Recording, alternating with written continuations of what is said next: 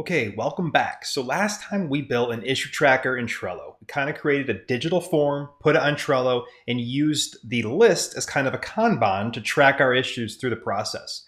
Today, what we're going to do is take that, connect it to Slack, and use Slack as a communication hub.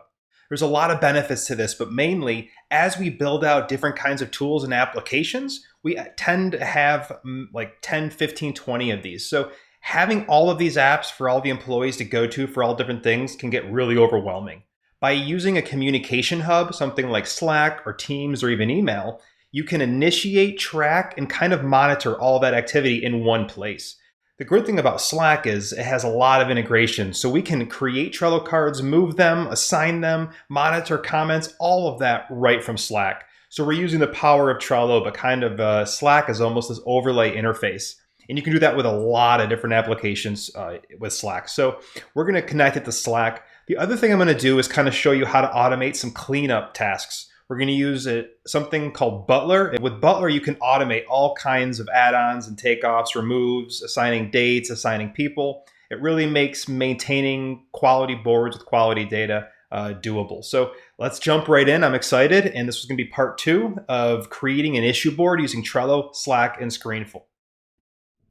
Okay, so this time we're going to look a little bit more into the features that Trello gives us. We're also going to connect it to what I call a communication hub, and we'll get into that and how we use that in a little bit. But now that we've got all this stuff in Trello, we can get a lot of search methods, filter methods. So for example, we can go over here and we can search these cards by labels. So I can look for anything that's on hold.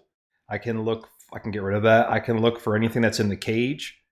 And as you can see, it kind of just shows me those cards and it hides everything else that matches that. You can also search by due date and a number of other things. So for example, I added a due date to this card here. Let's say the customer wants it's all done, root cause submitted by May 3rd. So now I can say due in the next week, and I can kind of get an idea of how busy I am and what my priorities I need to focus are. So we get some pretty good search methods. Also, as we add information to these cards, we start to get, we ought to be able to use this search here. So I can type in part numbers. Let's get rid of my original search here. Undo those filters. And just so you know, if you have a filter on, you can also get rid of it up here. So, and let's say I'm just looking for an issue with one of the part numbers. I can do this here, and you can see it kind of shows me the card that's finding this right here. So I can search by part number, I can search by issue, I can do a lot of different kinds of searches and find those cards really quick. This is what helps us when we get over to completed, build this searchable repository of issues, how we solve them. Another thing that I wanted to show is kind of automated maintenance and cleanup. So for this, I'm going to add in Butler. Butler allows a lot of different automations with Trello, and I'm just going to do a real simple one. But as I do it, I think you'll start to see kind of the power of what happens. So for example, if I add certain members, I can have it automatically go to certain lists. I can have certain comments, certain checklists. I mean, pretty much anything you can think of, you can start to create using Butler's automation. You can even create buttons that do certain things. However, what I'm going to do is we're going to create a new rule here. I'm going to add a trigger. So you can trigger by date, by checklists, content, certain custom fields, whatever you want. In this case, I'm going to do a real simple one. My use case here is as I move cards over to completed, if I put parts in the cage and they're marked as cage on the card, I'm going to have to scrap those or send them back to the customer. But I'm not going to keep them in the cage. Otherwise, it would just keep ballooning out of control. And if you remember from last time, the cage is just where we put bad parts, the actual physical location. So what I want is as I resolve these issues and I complete them on Trello, I want it to automatically remove the cage tag. Why? Well, as I get rid of the parts, I don't want them showing up in cage under Trello because I'm going to use Trello. I might search or filter by cage, and later we're going to create a report that shows us all the different parts that are in the cage. So I don't want this huge buildup of things that I got to manually clean out once a week or once a month. So what we're going to do is create some automated maintenance tasks and rules inside of Butler. When a card is added to, here we go, completed by anyone, that's my trigger. I want to remove, one sec here. I want to add remove the cage card. And there we go. And so this should be enabled. Let's go back and check it now. You can see here I have cage. Let's say I do all my work and I finish it. When I move it over here, it should get rid of the cage card. So you can create all kinds of cleanup rules. Another one that you might want to do is remove anybody who's assigned. You don't want to show yourself assigned to all of these cards that are completed. And so again, for example, you'd go in and you would just create a new rule saying when the card is added to completed anyone, you're going to add remove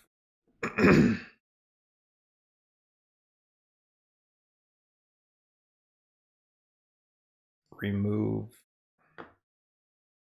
me card.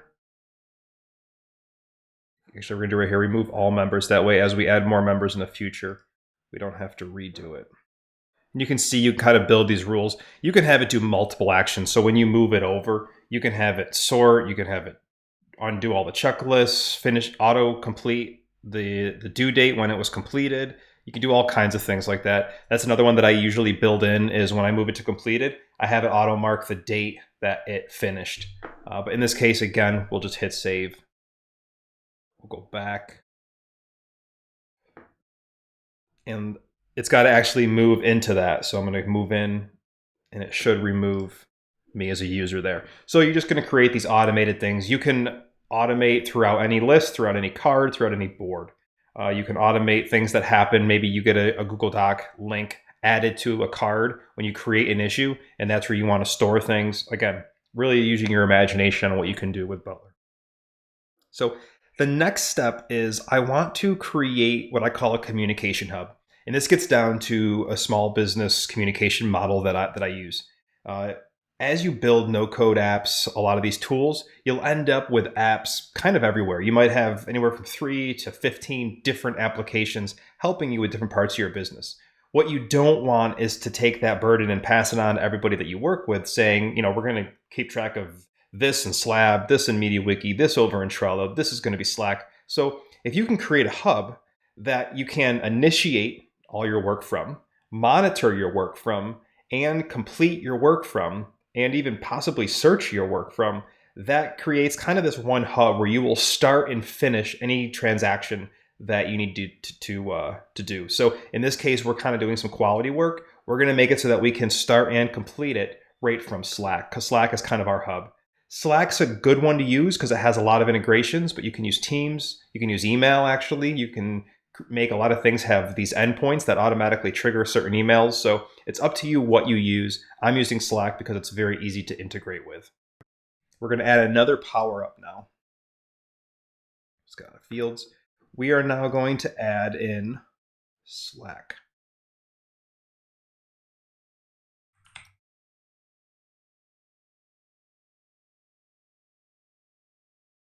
And let's edit this. And what we're going to do is we're going to go over to here to Slack and we're going to add a channel. We don't want these notifications hitting where everybody's kind of talking and working. So we're going to create a channel called Quality Issues.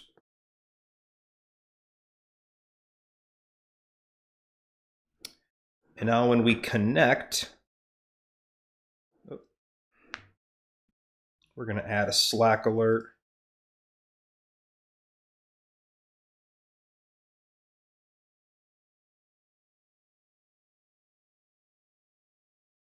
Connecting it to my solved Slack, which is what I'm using. I'm going to link the accounts. There we go. Now we've got solved. So we're going to use our Slack or a solved Slack. We're going to look for this channel we made called Quality Issues. We're going to choose kind of when we get pinged. Now the goal is that managers and people that are not in our operation will get the key updates, not all the updates. We don't want to create a deluge. So they don't need to know when somebody's added or renamed to the board. As far as the list goes, we don't really want to keep them updated on that. That's a structure that's not going to change. Cards is really where it's going to start. And so let's think about this. When it's archived, no. Actually, I'm going to undo all of them. That way we can purposefully think about which ones we want triggered. And so we want key comments to show up in Slack. We'd like when a card is created, this will tell us when the issue started. The description updated really has the problem, so we'd like that to show up in Slack. Labels, we don't, in this case, I don't really care if we know if it's in the cage or not. We can go get that information elsewhere, and that'll also be in the report. If it's moved to a different list, that'll keep us updated on the progress. And I think that's probably it. Those are the key things that we care about. And as far as checklists, I don't think we need to know every step. So in this case, we're going to be updated on key emails and comments, because if you remember from last time, the emails go to comments. When a card's created, kind of when it's finished as it progresses through the pipeline, and then when key details are added through the description. So we'll say done. And we have now added this notification to the Slack channel. So let's go out and let's give this a quick test run. I'm now going to move this in progress to submitted. Let's say we finished all the details and we submitted it. Let's go here. And you can see right here, we get an update from Trello saying, hey, this part number moved from in progress to submitted. So as you can see, as more and more activity happens, you'll have this channel full of updates. If you're on a flight or you're traveling abroad, you can quickly open up this channel and just scroll it really quick and see kind of how your quality department's doing, where they're at. And if something looks interesting, you just click it and it links right through to that card. So now you no longer have to worry about going to find that information. You can click right from the update. If you see an email or a quality issue or a document attached that's confusing, you can click right to it and get some more information on it. In doing this, we get some other kind of superpowers too. I want to show you some of the things you can do with this. You can say Trello add, and what adding does is you can create a card from Trello. So now we're using Trello to monitor our quality process, but Slack is where we're getting our updates, and Slack is where we can actually create the first issue. And so we can create an issue here. Oh, we got to link it. That's pretty easy to do. We just need to do, one sec, Trello link. And I'm going to grab the board that we want to link it to. We want to link it to this board right here. We're going to go back to the channel, and that should link it. Part issues, we want it to show up in the first list, which is issue. And now we've got it. So let's try that again now. We're going to go Trello add. We're going to add a part number, revision, and you'll see we created a card right here. We can do a couple of things right from Slack. We can add members, labels. So right away we might know who we want to assign. We can add checklists and due dates. And if we go, you'll see this is not going to have our template. And we're going to create a script in the next video where we actually assign our whole template to this issue. So yep, it's got our custom fields. It does not have our description. So we'll hit that up in the next video when we start to customize this. There's something else you can do right from Slack is you can search. And so let's say we're looking for specific information on this part number. You can see right here, it says for that, we found that we did submit a issue. It's been totally completed and submitted. It was done by Josh. Part of the checklist is done. It was due in May 3rd. And again, I can click right through. So this gives you a pretty powerful search method as well. You can also assign right from here. So if you had multiple people in the channel, I could assign somebody to a card right away. Now the way it assigns it is it uses the last card pulled up. So let's say this card I just created here, I want to assign somebody to. So I can say Trello search for the 98465. Let's try that again. 9846525. Oh, wait, it found that card.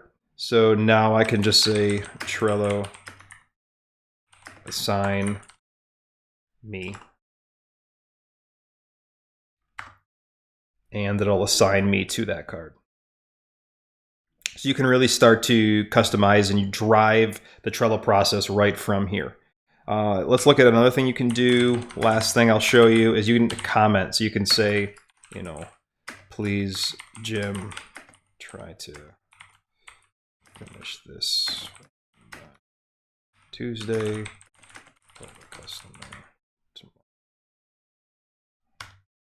And it will add a comment to the last card that was shown. So this is kind of what I mean by using a communication hub. And then as we finish these out,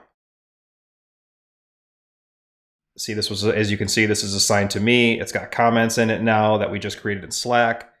And as I move this over to progress, we'll get further updates on what's happening and kind of who's updating it. So you start to get this really great audit log that's got all the details. And if you want to dig in deeper, you get a direct link right to Trello. If you don't, you can just kind of monitor what's happened here as different parts of your team are either interacting with Trello or interacting directly through Slack. And Slack is kind of that hub that brings it all together for you.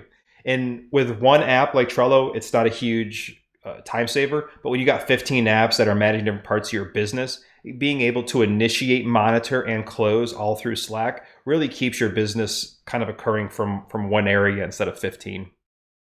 All right, so that is a quick rundown on taking this board that we created last time, connecting it to Slack and using Slack as kind of this communication hub, as well as adding in some really small minor automations like Butler. So I hope this was helpful. The next and last part we're going to do is going to be part 3. We are going to automate some of that templating to show up, and we are also going to connect it to something called Screenful so we can get emails and dashboards that kind of show us our backlog, our cycle time, and you can start to track the quality of your quality lab, right?